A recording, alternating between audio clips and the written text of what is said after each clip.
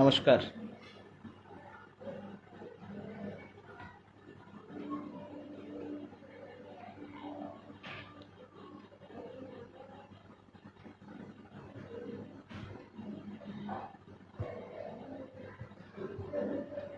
আমি লাইভটি শুরু করছি।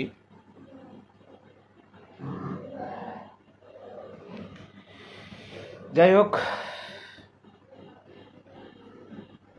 আজকের 26শে সেপ্টেম্বর চাকরিচোর পার্থ চ্যাটার্জির হলো বেল, আর যোগ্যদের লাইফ হেল।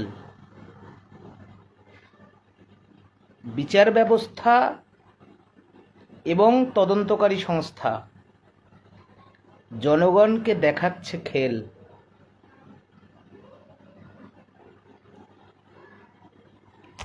এটাই হচ্ছে আজকের আলোচনার মূল বিষয়বস্তু।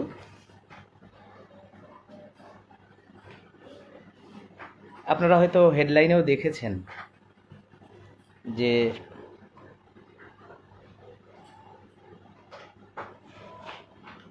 কি লিখেছি আমি। যাই হোক, একটা কথা দুবার আর রিপিট করছি না। আপনাদেরকে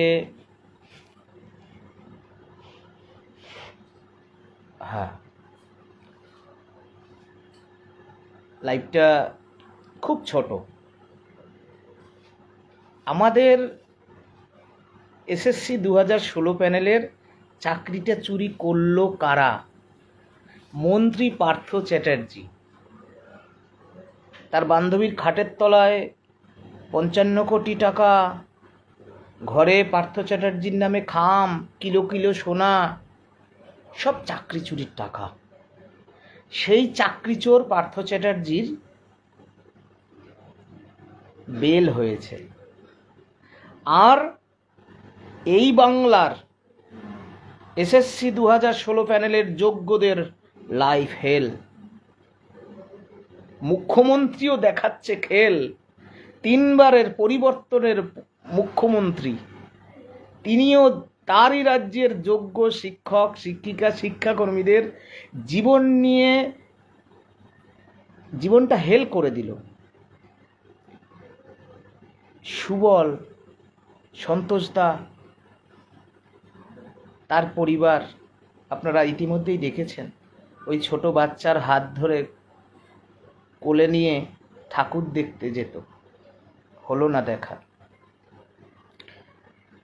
আসছি, আমি ক্যাপশনেই লিখেছি, চাকরিচোর পার্থর বেল, যোগ্যদের লাইফ হেল। বিচার ব্যবস্থা এবং তদন্তকারী সংস্থা জনগণকে দেখাচ্ছে খেল। আজকের কেন্দ্রীয় তদন্তকারী সংস্থা যারা এরকম একটা চাকরিচোরকে 2022 সালে ধরেছিল, তাঁরই আমলে এসএসসির চেয়ারম্যান গ্রেপ্তার হয়েছেন, বোর্ডের সভাপতি গ্রেপ্তার হয়েছেন, আরও অসংখ্য সরকারি আমলা, অসংখ্য তাদের যে দল, তারা যে সব একটা ঘরের লোক, সব এজেন্টগুলো ধরা পড়েছিল। এগুলো তো প্রমাণ যে সেখানে তো আমরা ধরা পড়িনি। তাহলে এত থরে থরে প্রমাণ রয়েছে, তারপরে এতদিন হয়ে গেল, সাক্ষী নিতে পারল না, তদন্তটা সমাপ্ত করে এর বিচার করাতে পারল না কেন্দ্রীয় তদন্তকারী সংস্থা। চাকরিচোর পার্থ চ্যাটার্জিকে ধরেছিল। যে চাকরিচোর পার্থ চ্যাটার্জি, এই পার্থ চ্যাটার্জিরা যোগ্যদের লাইফ হেল করে দিয়েছে তদন্তকারী সংস্থা। আমাদের এই তদন্তকারী সংস্থার প্রতি আমাদের বক্তব্য এবং বিচার ব্যবস্থা তো আমাদের মাথায়। আমরা তো বিচার ব্যবস্থার বিরুদ্ধে কিছু বলতেই পারি না। আমরা বাবা সাহেব আম্বেদকর আইন রচনা করে গেছিল। মহামান্য Kolkata high court, supreme court lakh lakh টাকা খরচা করে যায় বিভিন্ন হাইকোর্টে। সেখানে হাইকোর্টের আইনজীবীদের মানে বিচারপতিদের ঘরে টাকা পাওয়া যায়, লজ্জার ব্যাপার। আমি এটা বলছি না, অনেক সম্মানীয় আত্মত্যাগী, সত্যিকারের সংবিধানকে সামনে রেখে যারা জনগণকে ন্যায় পাইয়ে দেন, তাদের জন্যই তো এই ভারতবর্ষ, বাবা সাহেব আম্বেদকরের সেই আইন, বিচার ব্যবস্থা। আজকে বিচার ব্যবস্থা তারা জানে না। এমন একটা প্রভাবশালী পার্থ চ্যাটার্জি, চাকরি চোর পার্থ, ওই চাকরি চোর পার্থ দলের মহাসচিব ছিল, একেবারে টপ ম্যান। ওই চাকরি চোর পার্থ শিল্পমন্ত্রী ছিল, ওই চাকরি চোর পার্থ এক্স এডুকেশন মিনিস্টার ছিল। ওনার আমলে চাকরি চুরি হয়েছে। তাহলে এই চোর যদি বেল পায় তাহলে তদন্ত প্রভাবিত করবে, 100% করবে। এত কিছু জানা সত্ত্বেও যখন বিচার ব্যবস্থা এমন একটা মহান কীর্তিমান চাকরি চোরকে বেল দেয়, নিশ্চয়ই যে কোনো ভারতবাসীর আইনের সাহায্য নিয়ে বেল পাওয়ার অধিকার প্রত্যেকের আছে। কিন্তু এই চাকরি চোর যারা কিনা 26,000-এর পরিবারকে লণ্ডভণ্ড করে দিয়েছে, বিশেষ করে তাদের মধ্যে যারা যোগ্য আছে, তাহলে চাকরি চোর পার্থর যদি বেল হয়, তাহলে আমাদের যোগ্যদের লাইফ কেন হেল হবে? বিচার ব্যবস্থা আমাদের লাইফ কেন হেল হবে? আজকে এসএসসির মামলায় সিবিআই, কেন্দ্রীয় তদন্তকারী সংস্থা, আপনারা কি তদন্ত করেছেন? কি তদন্ত করেছেন আপনারা? আমরা জানতে চাই। আজকে কি তদন্ত করেছেন? যে তদন্তের ভিত্তিতে একটা অংশকে অযোগ্য চিহ্নিত করা হয়েছে, আমরা খুশি তাতে। যারা টাকা দিয়ে, ঘুষ দিয়ে, সাদা খাতা দিয়ে চাকরি চুরি করে রেট চার্টে চাকরি কিনেছিল, তারা বিদ্যালয় শিক্ষা থেকে বিতাড়িত করা হোক। সে যদি আমিও হই, আমাকে লাত মেরে বার করে দেওয়া হোক। কিন্তু আমরা যারা দুর্নীতির সাথে যুক্ত না, আমরা যারা নিষ্কলঙ্ক, কার বাপের এত অধিকার আছে আমাদের চাকরি কেড়ে নেওয়ার? কোন সে আইন?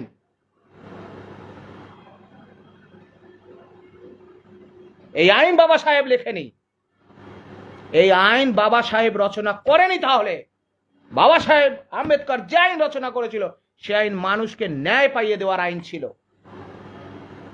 আজকে সিবিআই তদন্ত, কেন্দ্রীয় তদন্তকারী সংস্থা, মাননীয় প্রধানমন্ত্রীর দপ্তর, আমরা মাননীয় প্রধানমন্ত্রী দপ্তরকে চিঠি দিয়েছি, মাননীয় প্রধানমন্ত্রী দপ্তরকে আমরা চিঠি দিয়েছি যে আজকে সিবিআই তদন্ত কি সম্পূর্ণ? তাহলে সিবিআই তদন্ত সম্পূর্ণ হলো। সিবিআই তদন্ত, সিবিআই রিপোর্ট হোয়ার অ্যাজ অ্যাকসেপ্টেড, সিবিআই রিপোর্ট হোয়ার অ্যাজ অ্যাকসেপ্টেড। যদি অ্যাকসেপ্টেড হয়, কারা যোগ্য, কারা অযোগ্য, কারা সাদা খাতা দিল, ওএমআর ম্যানিপুলেশন করলো, তাহলে Supreme Court they can exercise their extreme পাওয়ার।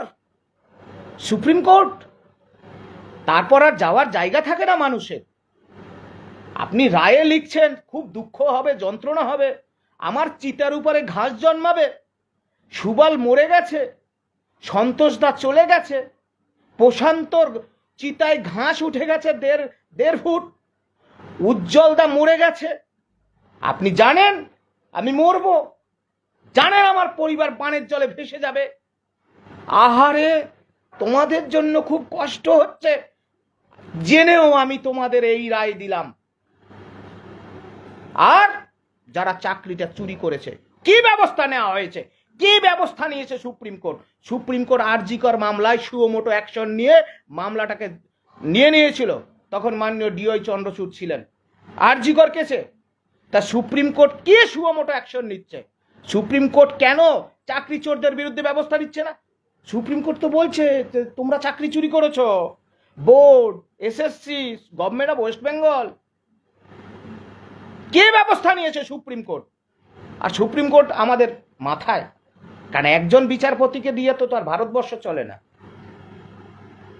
অনেক আইন জানা, জাতীয়তাবাদী, সংবিধানকে মাথায় রেখে যারা মানুষকে ন্যায় দেয়, এরকম হাজার হাজার 99% এরকম বিচারপতি রয়েছে আমাদের ভারতবর্ষে। তাদের জন্যই তো আমাদের এই দেশ ভারতবর্ষ। কিছু ধান্দাবাজ আছে, আছেই আছে, নইলে তাদের ঘরে টাকা পাওয়া যাবে কেন? ওই একজনের ঘরে টাকা পাওয়া গেছে না? ধান্দাবাজ আছেই আছে। আজকের সিবিআই তদন্ত এতদিনেও সম্পন্ন হয়নি। একটা চাকরি চোর পার্থ, তার হচ্ছে বেল, আর এসএসসি 2016 প্যানেলের যোগ্যদের লাইফ হচ্ছে হেল। মুখ্যমন্ত্রী দেখাচ্ছে খেল, বিচার ব্যবস্থাও দেখাচ্ছে জনগণকে খেল, আর কেন্দ্রীয় তদন্তকারী সংস্থা দূরে দাঁড়িয়ে মুস্কি হেসে দেখাচ্ছে ধীরে ধীরে খেল। এটা তো চলতে পারে না। বলছে আরে তোমরা যোগ্য চাকরিহারা, তোমাদের জন্য আমাদের মনটা একবারে ফেটে যায়। আমরা ক্ষমতায় আসলে তারপরে তোমাদের চাকরি ফেরাবো, ততক্ষণে আমার চিতার উপর ঘাস জন্মাবে 2 ফুট। আহারে তোমাদের জন্য কষ্টে আমার বুক ফেটে যায়।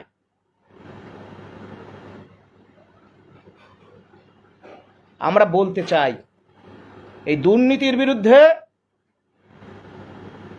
নেপোলিয়ান,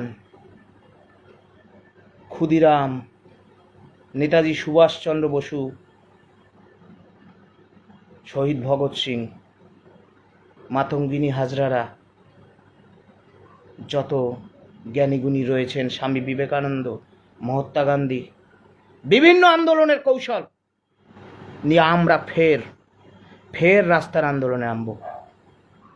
ফের এই দুর্নীতির বিরুদ্ধে পরিবর্তনের আন্দোলনে আমরা নামব। পরিবর্তনের আন্দোলনে নামবো। এই দুর্নীতির পরিবর্তন মানে দুর্নীতি মুছে ফেলো দুর্নীতি। বাংলার ছাত্র যুব মায়েরা, বোনেরা, নতুন চাকরি প্রার্থী, আপনারা ভাবছেন আপনাদের সাথে এসএসসি 2016 প্যানেলের আমি শেষ করব। পারলে ভিডিওটা প্রয়োজন মনে করলে ছড়িয়ে দেবেন। বাঙালির জন্ম হয়নি কারো গোলামি করার জন্য। বাঁচতে হলে বাঁচার মতো বাঁচুন, আর মরতে হলে মরে যান। বারবার মরার থেকে আমি বলছি, বিড়ালের মতো 1000 দিন বেঁচে থাকার থেকে সিংহের মতো একদিন গর্জন করে বেঁচে থাকুন বাঙালি। দেখা চোখে একটা দুর্নীতি, একটা চাকরি চুরি হয়েছে, একটা চাকরি চোর পার্থর বেল হচ্ছে, সেখানে বিচার ব্যবস্থা খেল দেখাচ্ছে, সেখানে সিবিআই খেল দেখাচ্ছে। হ্যাঁ, মুখ্যমন্ত্রী। যাই হোক, আমি লাইভটি শেষ করছি। যাই হোক, আমরা বলতে চাই দুর্নীতি মুছে ফেলো দুর্নীতি।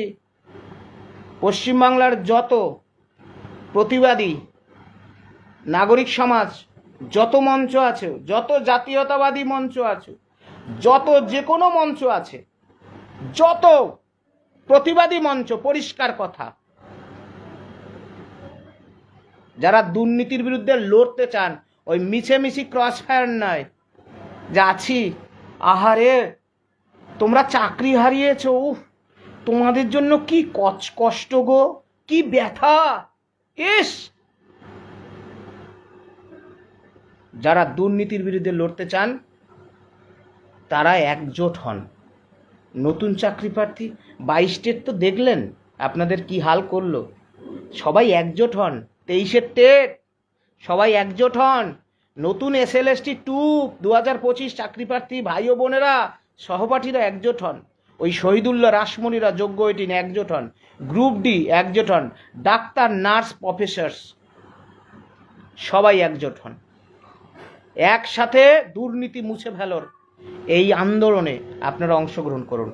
আমরা সবাই সংগঠিত হয়ে পুরনো অভিজ্ঞতাকে কাজে লাগিয়ে একবারে না পারিলে দেখো শতবার, কিন্তু হার মেনো না বাঙালি। দুর্নীতির বিরুদ্ধে লড়তে হবে, কেউ আপনার লড়াই লড়ে দেবে না। আমি তো বললাম, বারবার বলছি, আমাদের যখন চাকরিটা চলে গেছে না, যার যায় সেই বোঝে তার কতটা যন্ত্রণা, মুখ থেকে হাসি বেরোয় না, তার যন্ত্রণা সেই বোঝে।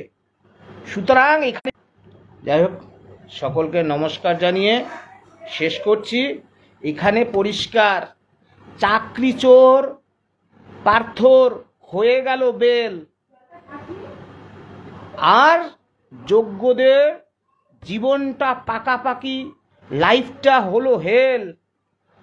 আর এই যে সংসদীয় গণতন্ত্র, সংবিধান আমাদের মাথায়, বাবা সাহেব, হ্যাঁ শেষ করতে হবে, নেটওয়ার্কের সমস্যা। তদন্তকারী সংস্থা আর বিচার ব্যবস্থা একসঙ্গে মিলে জনগণকে দেখাচ্ছে খেল। পরিশেষে বিচার ব্যবস্থার প্রতি সম্পূর্ণ আস্থা রেখে বলছি, আমরা জনগণ, আমরা সাধারণ মানুষ লক্ষ লক্ষ টাকা খরচা করে বিচার ব্যবস্থায়, আইন, কোর্ট, আদালতে যায়, হ্যাঁ কোর্টে যায় বিচার পাবেন বলে। আশা করি আমাদের মাথার উপরে যে বিচার ব্যবস্থা, তারা ভারতবাসীকে ন্যায় পাইয়ে দেবেন। হ্যাঁ, আর আমরা যারা নির্দোষ নিষ্কলঙ্ক, আজকেও সুপ্রিম কোর্টে একজন চাকরি প্রার্থী, মানে চাকরি করতেন শিক্ষিকা, তার ক্যান্সার আক্রান্ত, তিনি বললেন, আমার এই কথাটা বলে আমি শেষ করি, আজকে সুপ্রিম কোর্টে একটা মামলা চলছে, এই কথাটা বলে আমি শেষ করছি। সুপ্রিম কোর্টে একটা মামলা চলছিল, আমাদের এসএসসি 2016 প্যানেলের যোগ্য শিক্ষিকা, তিনি ক্যান্সার আক্রান্তা। তিনি বললেন যে আমি এখন যে অযোগ্য তালিকা বেরিয়েছে, সেই তালিকায় আমার নাম নেই, আর আপনি মহামান্য সুপ্রিম কোর্ট আমাকে অযোগ্য বলতে পারেননি। হ্যাঁ, তাহলে আমাকে আপনি আমার চাকরিটা ফিরিয়ে দিন। বলে না, মামলার নতুন করে রিওপেন করা সম্ভব নয়।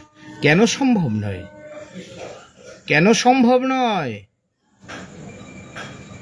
যোগ্যদের চাকরি, হ্যাঁ, এই রায়টা মাননীয় বিচারপতিদের ক্ষেত্রে তাদের বিচার করবে কে? আমরা সাধারণ মানুষ, হ্যাঁ আমরা সাধারণ মানুষ পথে পথে ঘুরে বেড়াই, আমাদের এই বিচার হলো, হ্যাঁ এই বিচারটা যদি তাদের হতো, কে করবে আপনার বিচার? আশা করি ভারতবর্ষের মানুষ ন্যায় বিচার পাবে। ন্যায় বিচারের আশায় মানুষ কোর্টে যায়, আমরা সম্পূর্ণ আস্থা রাখি। তাই শেষ করছি, হ্যাঁ অনেক নেটওয়ার্কের সমস্যা, শেষ করছি। ভালো থাকুন, লড়াইয়ে থাকুন, পুজোর পরই সবাইকে সংগঠিত করে দেখুন। দুর্নীতির বিরুদ্ধে যদি লড়তে চান, নিজেদের হাঁটুর জোরে, যারা প্রতিবাদী মানুষ, নিজেদের হাঁটুর জোরে লড়ুন, কারো ভরসায় নয়, কারো ভরসায় নয়, শুধু কেবলমাত্র আগামী, হ্যাঁ মানে যেভাবে শুরু হয়েছে আর বলা যাবে না। একটা কথা বলি, মানে একটা কথা শুনেছি, আমি তো মরেই যাব, রেখে যাব সবই। সুতরাং আমরা সবাই যাব, একটা স্মৃতি রেখে যাই পশ্চিমবাংলার জন্য।